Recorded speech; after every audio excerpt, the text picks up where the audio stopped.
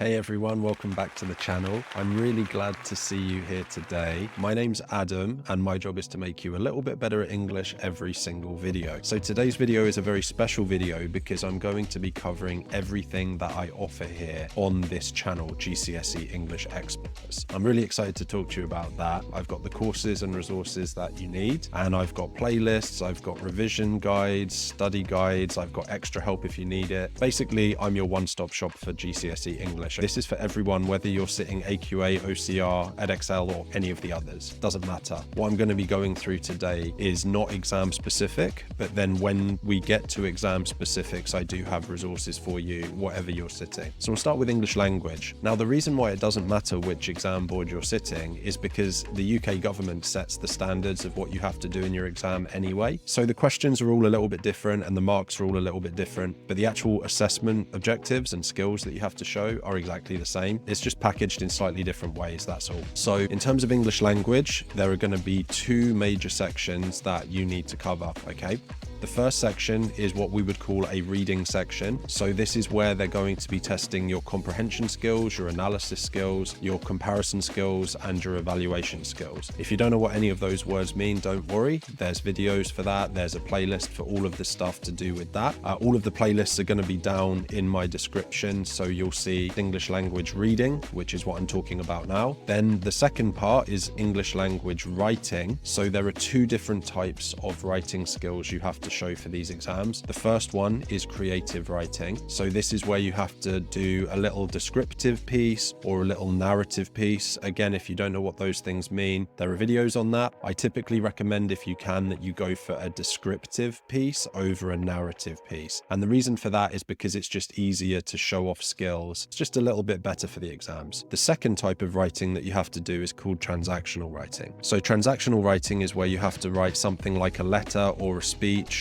or a newspaper article or a magazine article, something like that. And again, there's all the videos and skills that you need for that, and I've got revision guides for all of this stuff. So that's English language. Then you've got English literature. So English literature is going to be a little bit different depending on which exam board you're sitting, but generally speaking, you need to do a Shakespeare, you need to do a classic text, which is often Victorian, you need to do a modern text, and you need to do some kind of poetry. Okay, depending on the texts that you're studying, I've got a bunch of free revision study guides for you. Let's say you're doing the classics, which are things like Macbeth or Romeo and Juliet for Shakespeare. Maybe you're doing Dr. Jekyll and Mr. Hyde or A Christmas Carol for your classic or Victorian. Maybe you're doing an Inspector Calls or The Lord of the Flies for your modern. And then maybe you're doing an anthology of poetry as well, right? I've got playlists that break down those different texts that you can see in the description below. And if you need some extra help with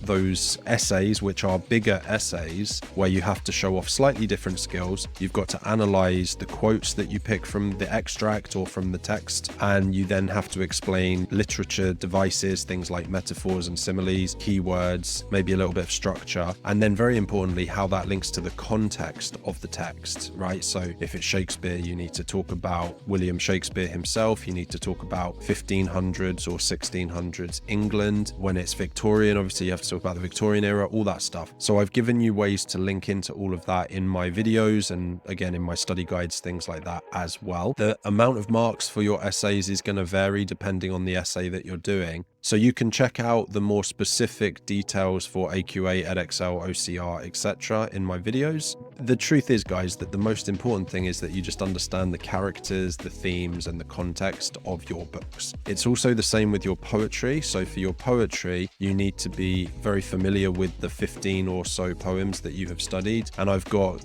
guides on how you can analyze poetry better. One other thing that you will have to look at is unseen poetry. So again, being able to take some of these skills that you've looked at through your poetry anthology and then apply them to a poem you've never seen before. For some of the exam boards like AQA, it's actually 2 poems that you have to compare as well. AQA is the nastiest for this. So I'm excited to get started with you. If you do have any questions, please leave them in the comments below. Maybe just leave me a quick comment saying, help me with English. I've been working with students for over a decade now, thousands of students. And unfortunately, a lot of English teachers are failing their students, not covering the content fully, that sort of thing. So my study guides are going to make sure that you go through everything scene by scene, chapter by chapter, and that you're able to actually get the most out of the texts and then ace your exams at the end. So I hope that's useful, and see you in the next one.